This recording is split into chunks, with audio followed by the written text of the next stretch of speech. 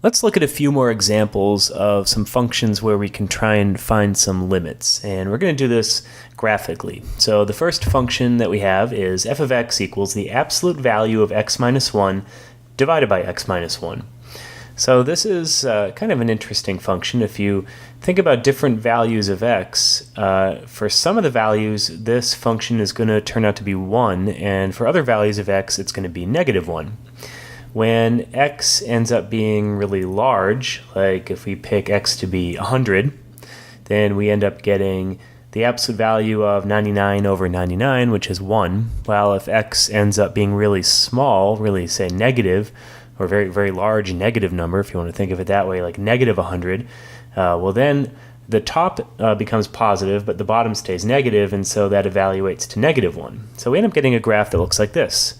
So if you take a look here, we have at 1 is where it kind of switches over. Up here we have an open circle, and down here we have an open circle because at 1 the function is actually undefined, and then it continues off at 1 up here and negative 1 down here.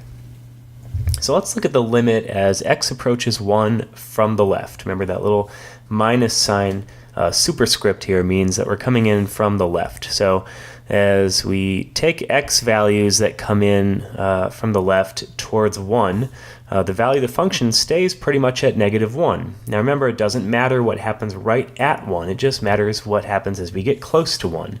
So I would say that this is negative 1. It kind of stays at negative 1 down here all the way up until x here gets close to 1. How about the limit as x approaches 1 from the right? Well, now if we're coming in from the right, taking x values coming in from the right, the function up here is at 1. And we see that it gets closer and closer and closer here. We pretty much stay at 1, so this is 1. So that tells us that the limit as x approaches 1 of f of x overall does not exist. I can say D and E does not exist because in order for this limit to exist, each of the one-sided limits have to exist, which they do, but they also have to be equal to each other, and they are not equal. We have a negative 1 for this one and a 1 for that one. Okay, for our next example, let's look at f of x equaling the square root of x plus 1. So this is the regular square root graph that has been shifted to the left by 1. So we get a graph that looks like this. So now instead of starting at 0, the graph starts over here at negative 1, and then you have the normal square root type of graph. And we're going to look at limits as x approaches negative 1. So first, as x approaches negative 1 from the left. Well, this is kind of a nonsensical question here because the graph isn't even defined over here. We don't even have anything past negative 1. So if we look over here, there isn't anything. It's not in the domain. So this one, I don't know, it doesn't even make sense. Just put a unhappy face there. That just is a nonsensical limit to even try and evaluate. However, the limit as we approach negative 1 from the right can be evaluated if we take x values that get closer and closer to negative 1, and then we look at the function. So imagine, say for instance here, 3, we go up to the function that gives us the value 2, and if we look at 2, we go here. So on the y-axis, we're going down, down, down until we get to 0. So it looks like we're approaching 0. That tells us that the limit as x approaches negative 1 does not exist.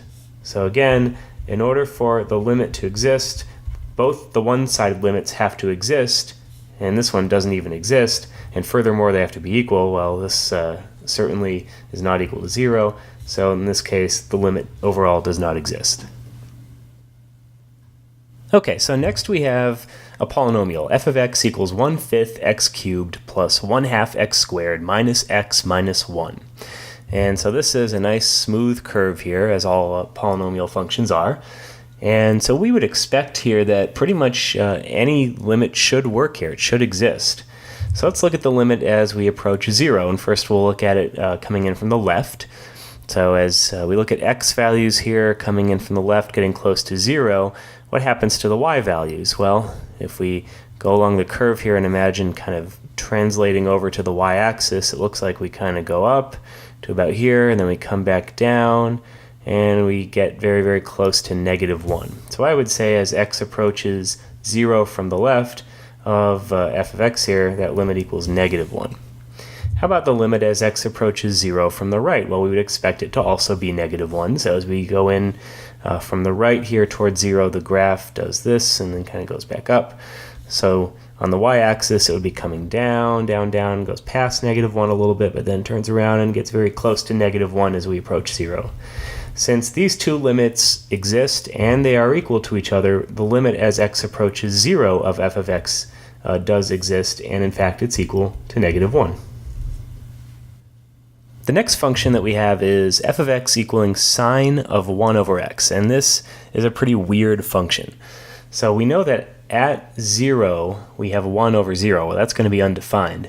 But any other value of x should work. Now we know sine is something that oscillates back and forth. So what's sine of 1 over x going to look like? So if you do go ahead and graph this, you get something really weird, something that looks like this. So what's happening here? So it looks like since it's oscillating, it's kind of oscillating back and forth, but the oscillations get really, really scrunched together in the middle. So it's kind of getting packed together as we get towards the y-axis here. Okay, so how about the limit as x approaches 0 from the left? Well, what's actually happening here is it is oscillating still, back and forth and back and forth. Remember, this is a sine function. Sine functions oscillate up and down, and as we change the value of x, the oscillation changes. So it kind of makes sense that it wouldn't approach anything. And in fact, we know that it's not even defined at 0, and it just kind of oscillates back and forth as you get closer and closer to 0. So this is a very strange function. This does not exist, this limit here. And similarly, as we come in from the right, we have the same problem here. It's still going to oscillate back and forth and back and forth. It's not going to kind of close in on anything. It's not going to approach anything. So that doesn't exist either. And of course, if neither of these limits exist, then the limit as x approaches 0 definitely also does not exist.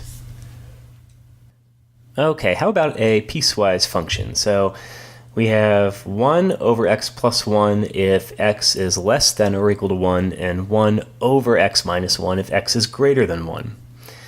So that's going to look something like this. So we have some asymptotes here, and it is a piecewise function, so at 1 we know it changes. So it's a lot going on here, but let's see what limit we're going to evaluate. So I want to look at the limit as x approaches 0. Now as x approaches 0, look at 0 here and look at the graph. At this part of the graph right here, nothing particularly strange is happening. This is not where an asymptote is. It's not where the edge of a piecewise function is. So we would expect that the limits here from both the left and the right should be totally fine. Nothing strange is going to happen. So as x approaches 0 from the left, okay, so as we choose x values, getting closer and closer to 0 from the left. So what happens? Well, the graph first goes down here towards this asymptote. So on the y-axis, that's going all the way down. But then, as we cross over here, it jumps all the way up here. And as we get closer and closer to 0, it looks like we get closer and closer to 1. Now, similarly, as we come in from the right, we're going to have this thing where it jumps after the asymptote, but then once we make it past the asymptote here and we get closer and closer to 1, we have the same kind of behavior here.